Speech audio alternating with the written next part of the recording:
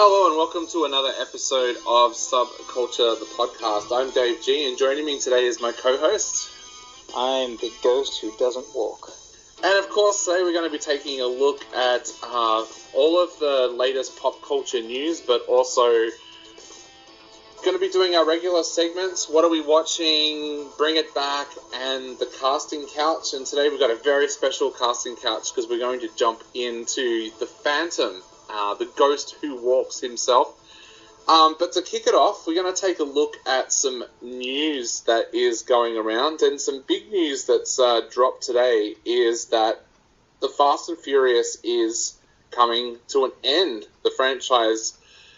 But reading between the lines, it's not really coming to an end. Basically what they're saying is there's going to be a number 9, a number 10, and that's going to finish off the whole Dom Toretto saga that started with the original film.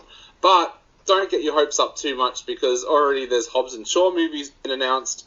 There's going to be a Michelle Rodriguez, Jordana Brewster-led all-female Fast and the Furious franchise coming as well. There's the animated series. It's on Netflix at the moment. There's a video game coming.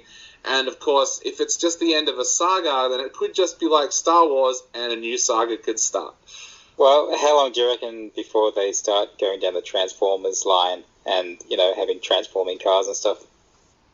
Yeah, they almost did with the last Hobbs and Shaw movie. The last Hobbs and Shaw movie definitely went into kind of sci-fi territory. And the rumor is that number 9 actually has a part that goes into space. So you would think that perhaps there is going to be more of a sci-fi kind of element coming into it. But I just don't know why a studio would want this to end at the moment, because these movies are basically printing money for Universal. Like, these movies don't just make a drop in the ocean. They don't just make back what it costs to make the movie. These movies make hundreds of millions of dollars for the studio that's making them. So I don't know why the studio would want to wind it back. Like when Paul Walker died, Vin Diesel came out and said he wasn't going to make any more movies, but somehow the studio twisted his arm and he decided to go back and make more. So it's a difficult one to kind of see it coming to a complete end, especially as they said, there's Hobbs and Shaw movies coming, there's Jordana Brewster, Michelle Rodriguez movies coming, so it's not really drawing to a close like they're saying that it's going to. Maybe they just want to string people along so they can sort of gauge, how much are we going to make off the new one? Yeah, it'll be interesting to see how it goes, because a lot of people used to make the comment that Fast and Furious, you couldn't do Fast and Furious without Vin Diesel, and then they did with Hobbs and Shaw, and that movie worked pretty well. So even if this means that the Dom Toretto saga is finished and Vin Diesel's not coming back to the franchise full time, you would still think that this has got space to go and money to make. You've also got huge gaps between some of the films as well, and there's like little heists that are referred to in some of the movies that we've never seen. So you could almost think that they could go back and explore them a little more. Well, they did do like one of them out of sequence or something, didn't they? Like a character dies in the early ones, and then Tokyo Drift actually happened later on, which is how Jason Statham's character came into it all. And I'm sure at some stage they'll even look at doing a television show. In fact, there was a rumor a couple of years ago that they were going to go back to the original movie and do a television series with a much younger cast. It didn't happen because the movies kept on going, but I guess that's another option. That first movie was terrible. Why would you want to redo that unless you were going to completely change it? Well, the funny bit about the original movie was it was always a direct rip-off of Point Break. Nobody ever covered that up. It was Point Break being told with cars. So yeah, it's so weird. It is so weird that movie became a franchise that has lasted 20 years, 10 movies, and it still every movie that comes out grosses higher than the one previously. So, yeah, like, you do have to take your hat off to them, what they've done for it as a franchise, but yeah, it's got to come to an end at some stage, I guess. And then 20 years later, they'll resurrect it as a reboot or something. Yeah. The other news that I wanted to talk about today, and this is a bit sad news actually, is I'm pretty sure that cinema is going to be dead for a little while around the world at the moment.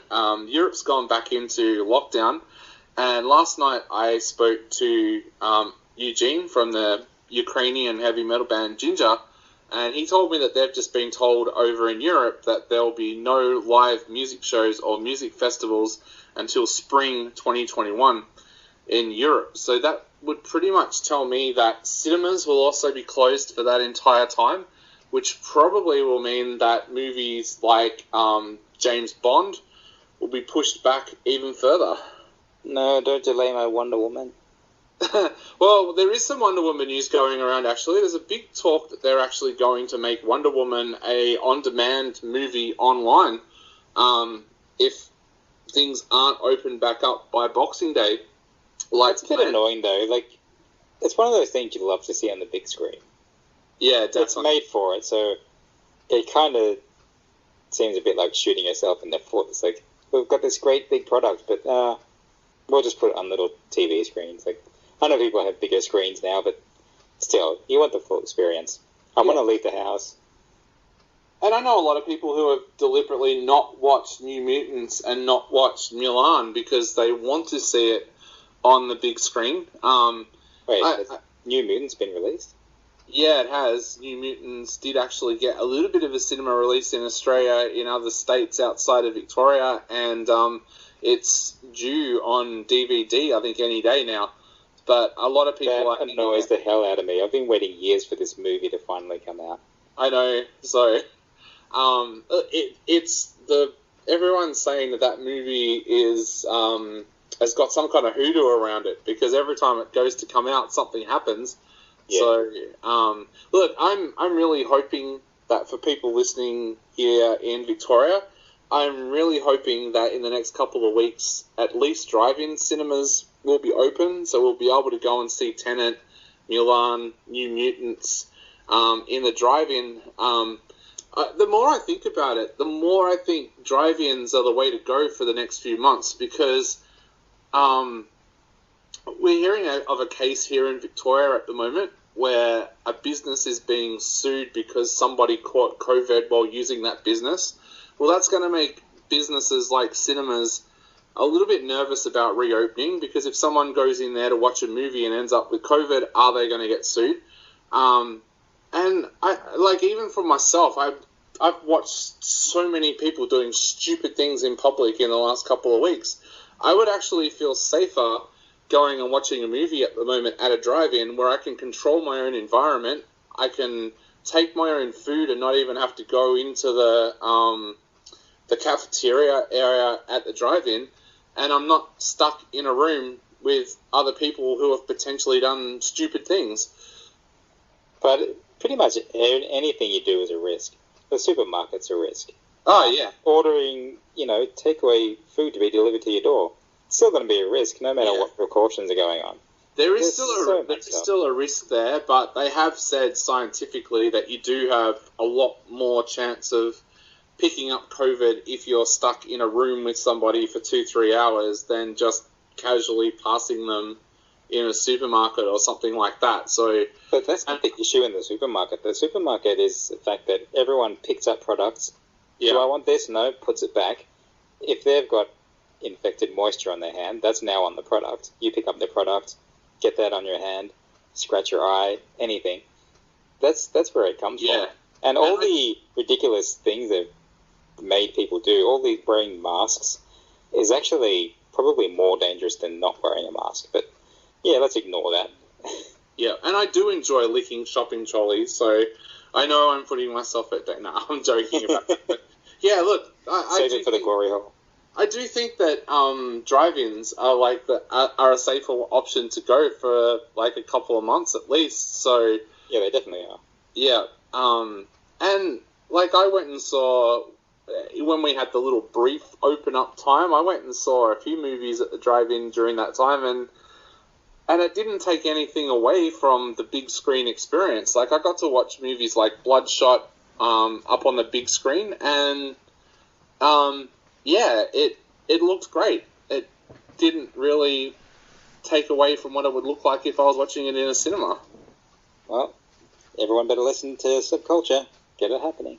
Yeah. What about you, mate? Have you got any news that's been floating around at the moment? Well, not really. There's a bit of a... I'm going to classify it as a rumour, because I don't think it's been legitimised anywhere yet. But apparently they've cast someone as Miles Morales in the Spider-Man movies. So for those who don't know, Miles Morales took over after Peter Parker died or whatever in the Ultimate Marvel timeline, and now he's since entered, mainstream comics, and he was the main character in Enter the Spider-Verse animated movie. So it does sound like it could be a thing, because the character who is his uncle was played by Donald Glover in Spider-Man Homecoming, and he mentions his nephew lives in the neighborhood. So I think they could be trying to get this happening, and with the next movie seeming to be about the multiverse and stuff, I think it could be a way to subtly start to bring in yet another Spider-Man. Okay. Yeah, that could be really interesting. Like, because I'm still waiting for them to mention Spider-Gwen. That rumor was going around a long time before any of this other stuff came out. There was even talk that I heard at the time where they were going to try and offer the role to a fairly big, well-known actress from the DC universe to come across and play Spider-Gwen. So, yeah, it could be very interesting. Well, there is a bit of credence to that as well, because I think in the Miles Morales comics, he does cross over with Spider-Gwen a lot. Yeah. They work together. And again, Enter the Spider-Verse, they were both in there. And there is still supposed to be another Enter the Spider-Verse animated sequel. So just because they're doing live-action things at the moment doesn't mean that's not coming. So keep an eye out for that too. Oh, there definitely will be another one. I couldn't imagine them not wanting to do another one after how well the first one did. I think the first one even surprised Sony how well that it did. So yeah, I was surprised at how well it took off, especially... There is, in Western culture, a bit of a tendency to sort of snub your nose at animated films. It's like, oh, it's just for kids. But they're not. Like, if you make them for kids, they're for kids. If you make them with a really intense storyline and good adult acting with serious themes, it's not for kids, is it? Yeah, exactly. So, moving along from that to one of our regular segments, what have we been watching? What have you been watching? What have I been watching? Well, I took a stroll down the old Blu-ray laneway. I just had these things sitting on my shelf for ages, and I'm like, you know what, I need to watch these. So I've got the quite a few of the Doctor Who Blu-ray collected seasons. And so I went through season 23, starring Colin Baker, and had a good old time with that, watching multiple versions of the same thing over and over, because there's all these different edits and things on there, and I do love the commentary tracks as well. So I love getting the behind-the-scenes stuff. That's a big thing. That's why I love DVD and Blu-ray, just getting commentary tracks and behind-the-scenes features, how they made stuff. That's huge for me. The other thing I've been watching was... I'm partway through another Korean drama on Netflix called My Girlfriend is a Gumiho. And a Gumiho is, I know.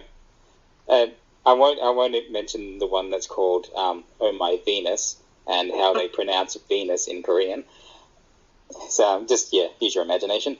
But a Gumiho is like a fox spirit. And you get all these kind of fox spirit legends in Korea and Japan. And they're considered bad luck in China, that sort of thing.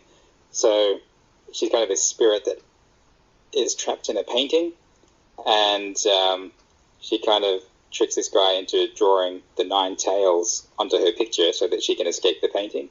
And then now she just follows him around everywhere, and he's afraid that she's going to eat him and stuff like that, but they're actually kind of falling in love. So it's quite a cute thing. It's got a lot of the very typical things that happen in literally all of these dramas. Like, they all kind of happen the same way, but it's actually quite fun, and that's what I was looking for, just something a bit fun.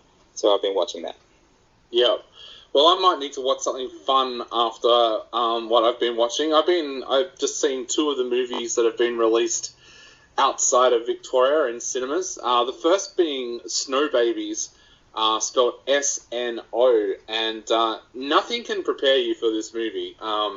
Think of movies like Trainspotting, think of movies like Kids, and that kind of puts you in the ballpark of this film. It comes from director Bridget Smith, and it revolves around these 2 high school schoolgirls who develop heroin addictions. And this movie, like Larry Clark's Kids, takes you through the absolute ringer, from how kids hide heroin addiction from their parents, what it leads to them doing to fuel their addiction, what it's like actually being addicted. This movie doesn't hold back. It's one of those movies, it's kind of like what Kids was like. If you've got teenagers, you should probably watch this movie and have a look for some of the things that your kids might be doing that these kids are doing in the film. A brilliant soundtrack. It's got this absolutely amazing modern soundtrack where it's not one of those soundtracks where the director doesn't understand teenagers. These kids are into hard rock and heavy metal, so there's tracks in there from bands like Bad Wolves. They haven't gone back and just got the classic tracks that they think kids these days listens to. They've actually gone out there and obviously spoken to teenagers that are into metal and got modern day bands like Escape the Fate that kids do actually listen to. A harrowing film, but I do recommend it if you want to go and see it. The other film that I checked out was Liam Neeson's brand new movie called The Honest Thief, and I'm a little bit disappointed, I gotta say. I'm a big Liam Neeson fan, but this movie just, it kind of annoyed me. It's all about a guy who has been committing these bank robberies for almost a decade, and he's never been caught, and he pulls them off time and time again. He's got $9 million tucked away that he's done from these bank heists. The FBI are nowhere close to catching him, but he suddenly meets a girl played by Kate Walsh from Grey's Anatomy, and he decides he wants to settle down with her, but in order to do so, he knows that he can't be on the run from the FBI anymore. So his plan is to tell Annie that he's a bank robber, to dob himself into the FBI, but on like his terms, where he'll only serve 2 years jail. It'll be a jail near where Annie lives, so she can come and visit him every day, and he'll hand back all of the $9 million.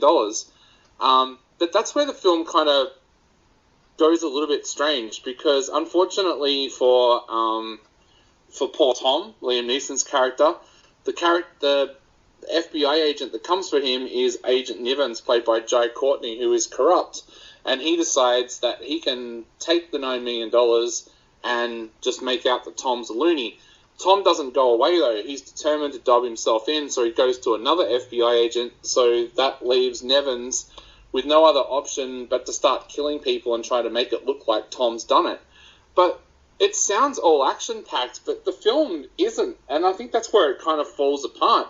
There's these really long 7-8 minute sequences where it's just Tom talking to people, and all the tension just seems to get sapped out of the movie during those scenes. It raises the tension of, is he going to get in trouble? Is he going to get killed? And then you'll have it with this 8-minute scene where he's just talking to Annie, and all of the tension goes out of the movie. So Yeah, I don't think it's one of Liam Neeson's best movies, and I'm guessing that's probably one of the reasons why they've released it now, while there's a bit of a lull in cinemas worldwide. You're just upset that it's not about a member of his family being killed and him going out to kill everyone who's responsible. I think I just wanted to see more action. Like, they bring up these brilliant kind of tensions between Tom and Nivens, and you're waiting for, like, a big showdown kind of thing, and they give you little teasers. Like, there's a short car chase that lasts, like, 40 seconds, and then it goes into another scene where Tom's talking to Annie, and it's like, it just doesn't match itself, and it felt like it feels like the director and the screenwriter didn't know what kind of movie they wanted to make. Did they want to make a big action affair like Taken? Did they want to make more of a serious crime thriller like A Walk Amongst the Tombstones was with Liam Neeson? It just feels like it's awkwardly stuck between the two. Well, it is a bit hard. Yeah, I've seen movies like that where they don't seem to know what genre they want to be or something, and it's it can be a bit awkward. But not having seen it, I cannot make comment. So I highly recommend Snow Babies, and maybe watch Honest Thief while you're still in lockdown, and watch it on the small screen. Don't worry about paying $25 to go and see it in a cinema. It sounds like it would have been good, just from what you've said, if it was done in kind of that Lock, Stock and Two Smoking Barrels or Rock and Roller style. Yeah, something like that. Even as I was watching it, I was thinking it could have worked if they had gone more the crime thriller element without the moments of action as well. Like, because Tom's a pretty smart guy, and you pretty quickly learn that Nivens is not going to give up this $9 million easily. He's only too happy to make a body count if that's what it takes. So, yeah, it's just an interesting film to watch because it feels like it's really awkward with the way that they've done it, and you kind of wonder why Liam Neeson agreed to it, because when you actually watch the movie, you think this is the kind of movie that normally like a B or a C grade actor would make, and it would go straight to DVD. So, yeah. That, and I realised that it's starting to get a little awkward now when they do love pairings for Liam Neeson. Like, it's almost heading into that Sean Connery entrapment area where, like, because Liam Neeson's, he's in his 70s now? So when they pair him up with somebody, and, like, I do say that they did a better job in this one pairing him up with Kate Walsh, who's probably only 20 years his junior. But yeah, it does. It kind of feels a little bit weird nowadays when they have Liam Neeson with a love pairing in a movie. Well, why not follow it through and bring him back into Star Wars, and he can have a love pairing with Anakin Skywalker? That's a good idea. So moving along from there now, let's head into another one of our regular segments, Bring It Back, and this week it's your turn. It is, and I didn't tell you what I was thinking this week, so also because I don't think you're going to necessarily know it, or if you do, you're probably not that familiar with it. So in like the 70s and 80s, there was a series by P.J. Hammond called Sapphire and Steel, starring Joanna Lumley and David McCallum. Joanna Lumley played Sapphire, and that's basically the element she represents, and David McCallum played Steel. And then there were other characters that would appear in every other story that were different elements or, atomic elements, things like that.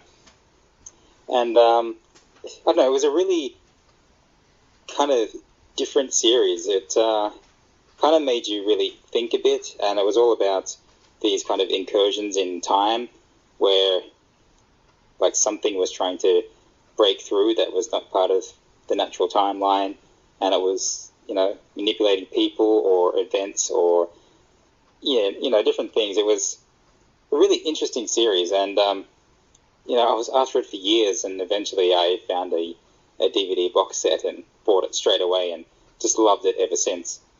It's one of those weird shows that I think was very sporadic. Like, each season was probably like one storyline, and it was maybe like 6 episodes or something, but it wasn't done like year after year.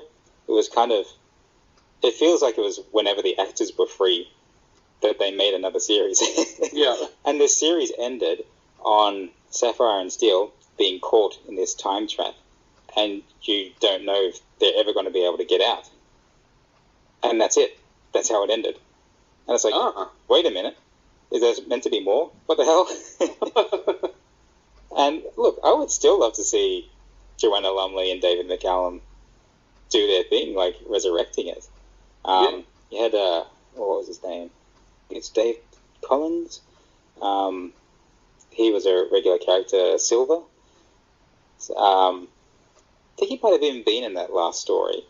So I don't know what happened to him in the end, but theoretically there should be a way for these other characters to come and help them out somehow. But it's something you want to be really faithful to as well. It was just so different.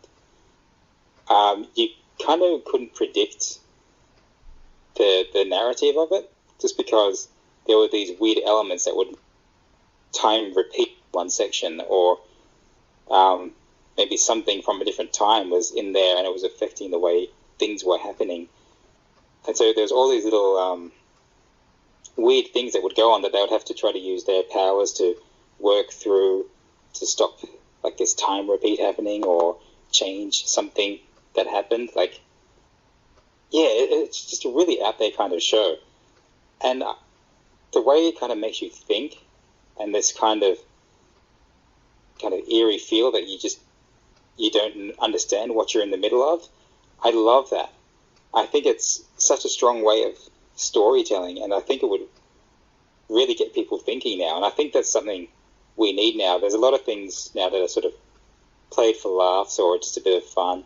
I think this would really get people kind of stuck there and thinking. Yeah, definitely.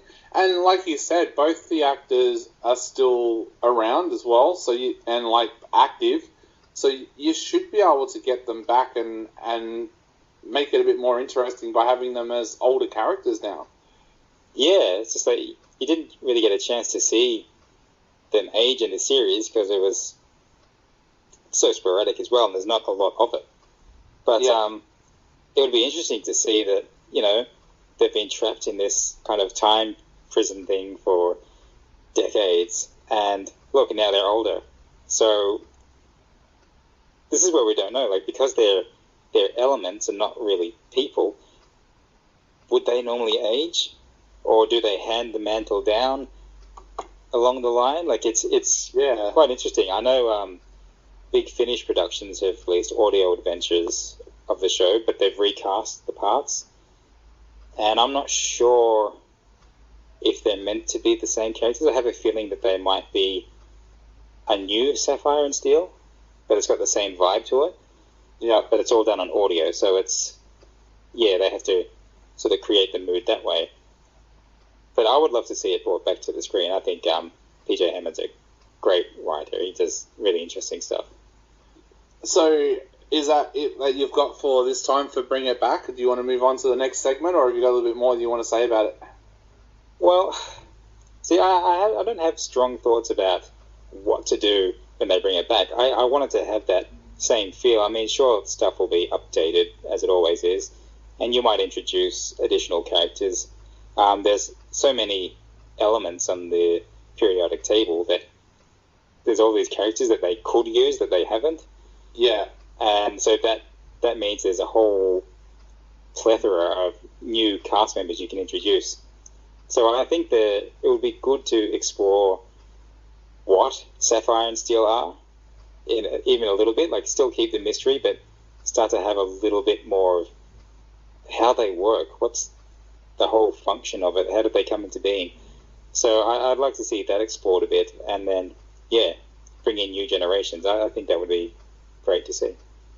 Definitely. So now, moving right along into our next segment, the casting couch, and we got this really, really great casting couch suggestion a couple of weeks ago, and then Harley and I were actually talking off air and actually started talking about this as a show or a movie, so it kind of fitted in really well. Now, this request came from Manny Chu, and Manny, you've won a pass to this year's Monster Fest. We'll fix you up with a pass for whatever movie you want to go and see at Monster Fest. Yes, Monster Fest is going ahead in every other state but Victoria, but rest assured, Victorians, Monster Fest will come to you as soon as cinemas reopen. Now, so 5 years' time, yeah, right. But they're saying December at the moment, but I don't want to get anyone. Yeah, right.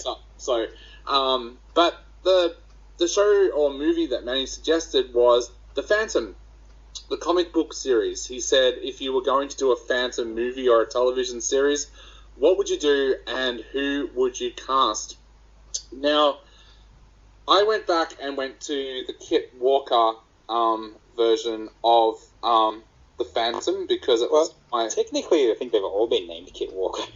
yeah. So, but the 21st current Phantom, yeah. Yeah. Now you're probably not going to like this suggestion. I've got a funny feeling, but I would actually like to see what Vin Diesel would do with the role. I knew you were going to say that. I knew it. and this was. I actually came up with this before we started talking about Fast and Furious and everything like that. But I actually thought that he would actually play the role quite well. I would really like to see him play it up. The environmental aspect of it, like bringing that into kind of the modern day the global warming kind of thing, and really have a look at it that way. So I don't know. I just really think that Vin Diesel would actually be good in the role, and I don't know what it is that makes me think that he would really do a good job with it. For some reason, I just think that he would do a good job in that role. In some ways, I can kind of see why you chose him. Look, again, yeah, you're right, I wouldn't have picked him, but I kind of see that he might be able to carry off something that worked. Like, the only fear would be that they would focus so much on the action that they might, go all out with, oh yeah, Vin Diesel, big action star, we can go all out on that, and then kind of lose some of the story and the heart. But hopefully they wouldn't do that. And I'd like to see him pushed to do something a bit deeper as well. Yeah. Well, yeah, like it would be interesting, but I think it would actually kind of work. Now, for the characters kind of around him, my feeling would be to bring back Diana Palmer, but I think this time around I would actually like to see her kind of played by a little bit of a younger actress. So I don't know, like for some reason. Hang on, why not just make it Liam Neeson as the Phantom and whatever young actress you can find? You could, but I don't know, for some reason, like I just wanted to see her like a little bit younger, but kind of not as naive as they've made her in some of the earlier things. And I think I would actually cast Margot Robbie in that part so that you could have somebody in there that's like a little bit more confident. I wouldn't make her the damsel in distress kind of character that you normally have. So I guess I think is wrong. Like from her very first story, it doesn't seem like she was that kind of character. She was a bit more like what Lois Lane became later on. That kind of gets herself in trouble. She's confident, brave. She goes on full steam ahead, despite the fact that people are trying to kill her. Yeah. So who were your, I should say, good characters, and then we'll go into the villains. Well, this is where I had a really hard time. There's such a huge history of the Phantom. So, mostly we kind of follow the 21st Phantom, who's kind of the current one, but, he's been around for quite a while now, so I don't know if do we update that and kind of say is he just moved forward into, like, the current day, or is it still kind of where he started off in like 1936 or whatever. So this is where it was kind of getting a bit of overthinking on my part, I think. So, because it could be his son or daughter even, that could be the Phantom that we choose to do in a series, which means we set it present day and have a bit more free run of what we want to do with it. Mind you, I cannot help but keep looking back to the old comics because it's what we know. Yeah. So I've kind of done weird casting in the sense of, okay, if it was kind of based on the Phantom we've been watching for decades, okay, I'll cast it this way, but if it's going to be something fresher, maybe I would change it a little bit and, cast it a bit differently. So I kind of went through some of the usual names when I was looking at Phantom, and probably the first three I mentioned would not be my top picks because they've kind of done similar things before, and why would they go in to do this? But I was kind of looking for a quality of actor. I thought Armie Hammer and Henry Cavill, I kind of like their performances, and I reckon they could handle the action side of it as well.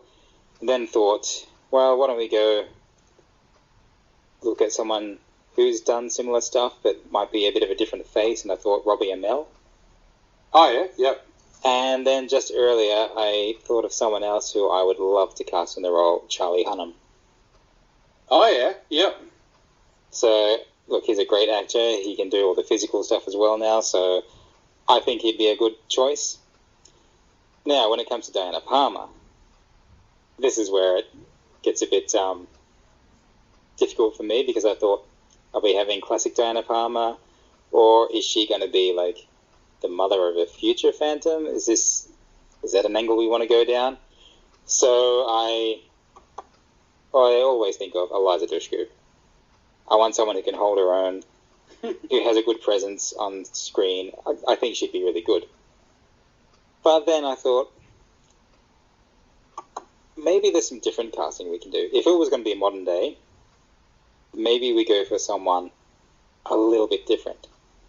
Yeah. And what about someone like Maisie Richardson Sellers, who was in the Arrowverse in Legends of Tomorrow? She played what's the character's name? Charlie. Yep. So I thought that might be something quite different as well. But then, like I said, do we make it the Phantom's child, or is the Phantom older and has a child that could potentially turn into the next Phantom?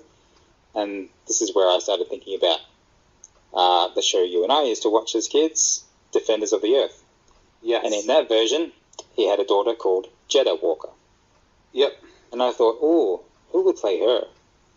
And this again goes into the fact of, is it, 21st Phantom and Diana Palmer's daughter, or is it kind of a bit further on from that? Is it the daughter of the 22nd Phantom? Are we doing a different Phantom now? Yeah. So this is all about the setting. So I thought, this is where I first thought of Eliza Dushku. I thought, oh, if she's like the adult Phantom, but she's the daughter of the previous one, then yeah, I would have cast Eliza Dushku as that. But if we're going to have the traditional Phantom, I'd make her Diana Palmer. Yeah. Then I thought, who could play the daughter? And I thought, I want to go casting a little bit different, just because the Phantom is based in Bengala, which is in Africa, and somehow he seems to always take a white wife from overseas somewhere. Like, how does that work? Oh, he's got a white hood with eyes cut out. No. Yeah, why is he so popular there? So I thought, why wouldn't he be having a relationship with one of the local Bengala women or something? So wouldn't his daughter be like half African? And going down that path, I thought, this is again where I thought, oh, would Maisie Richardson Sellers do that part? Or then I thought about another actress from Britain that I thought was quite good, Gugu Mbatha-Raw. Yep. And She's pretty good. I'd like to see what she does in something like that. I don't know if she would go for an all-out action thing like that, but I would like to see what she might do. Yeah. Now, for my villains, I'm one of those people that when I watch a movie, I don't like it when they introduce a whole bunch of villains. I kind of like it that they have, like, one kind of enemy. So for me, I decided that in this movie, I would have the Singh Brotherhood, but I would change it to the Singh Brothers for this movie. And the people that I thought I would have play the parts are two guys that could actually pass as brothers. Himesh Patel from the movie Yesterday, that most people would know him from. The movie that came out last year from Danny Boyle. Himesh is the kind of actor that we've seen him do comedy a fair bit, but you can also see him do really touching moments in the films that he's done as well. And I think he would actually play like a tech billionaire or something, where he runs the Singh Brothers company that is going to cause like massive destruction to planet Earth, and that's why the Phantom comes up against him. But I would cast as his brother Dev Patel, who of course most people would know from Slumdog Millionaire and a bunch of movies that he's made over the years. Well, snap, because I also went for Dev Patel. Yeah. in the Singh Brotherhood. A lot of people seem to think, he's mainly about comedy these days. That's not true. He did Lion, which was an absolutely fantastic movie. He also did Hotel Mumbai a couple of years ago, which was like a gripping kind of thriller about the terrorist attack on the hotels in Mumbai. So I actually think having Himesh and Dev Patel play the brothers would actually work really well. And I kind of imagine that, like, Dev Patel might be the brother that has, like, a bit of a softer side, and Himesh is just a complete psychopath. So I think that would actually work really, really well. And just have those two brothers as the bad guys. Don't bring in a whole plethora of bad guys so you have, like, multi-layers of villains. Just have these two brothers and their henchmen as the bad guys. Yeah, well, the Singh Brotherhood is kind of like that anyway.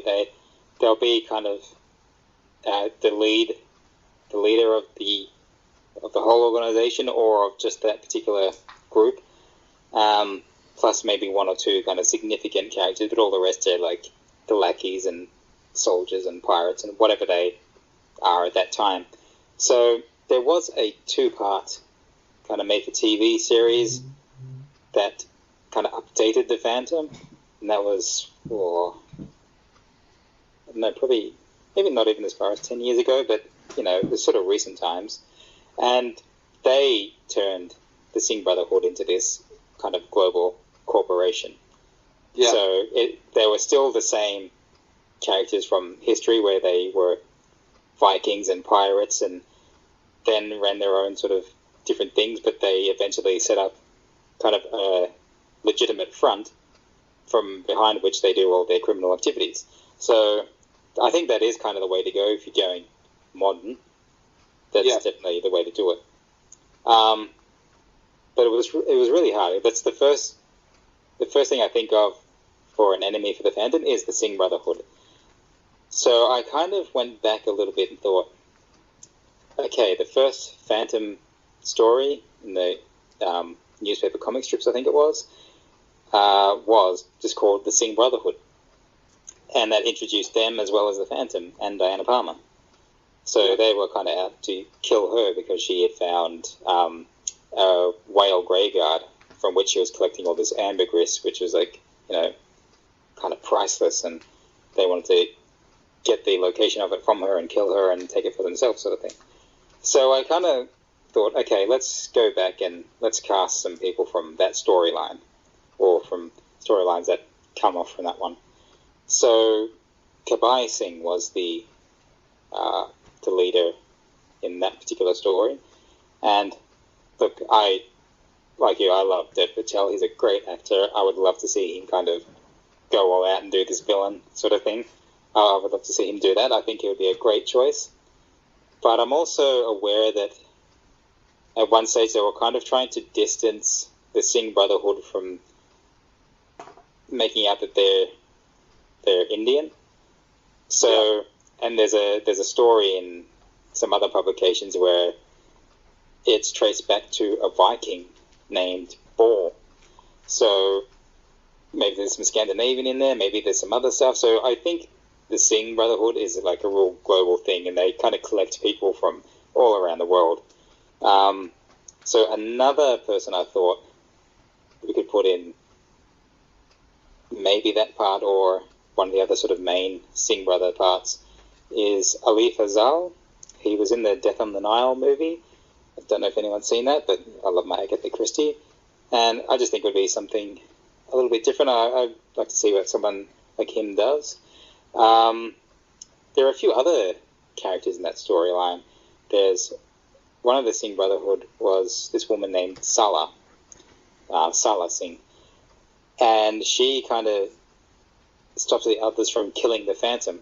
They have him strung up, ready to dip him into a pot of boiling oil or something, and she says, no, I love him, I'll keep him, sort of thing. But, despite the fact that he can't promise to love her back and stuff like that, she can't help herself. I think she ends up dying or getting killed, and she reveals to the Phantom that actually she's not one of the Singh, she's kind of a spy, and she's actually belongs to the Sky Band. So if we're going to cast her, I love Tala Ash, or Asher, from Legends of Tomorrow. I thought she was quite good. I think I've seen her in something else as well, and I thought that might be an interesting character for her. She gets to do a bit of the action. Like, I'd beef up the part a little bit, not just make her kind of a lovelorn, whatever. I'd like her to be really kind of smooth and sly and can do the action as well as any of the other characters, Yeah, and I think she'd be great for it. But the Sky Band, I think, was run by this character called the Baroness. And I had a look at a picture of the Baroness. She looks like Lucille Ball. If she was still around, she would be the epitome of that character. And I started to think about, who looks like that? And I did think of Deborah Messing for a start, because I'm like, she kind of has that slightly Lucille Ball look. But then I did some reading, and Gillian Anderson played Lucille Ball, or Lucy Arnaz, in something, and I thought, Gillian Anderson, there's a great actress to play that big villain part. I would love her to do that. Yeah. That would definitely work. So, when you say the Baroness, you don't mean the Baroness from Sound of Music, do you? Baroness Schrader. Well, you could sing. Yeah, why not? Let's just check a few songs. We'll do it Phantom the Musical. Yeah. not to be confused with the other Phantom musical. Definitely. So, did you have any more characters in mind, or is that it for your characters as well? Well, I thought if we're going to do that first Phantom storyline, the Singh Brotherhood, then I had a look at what other characters were in there.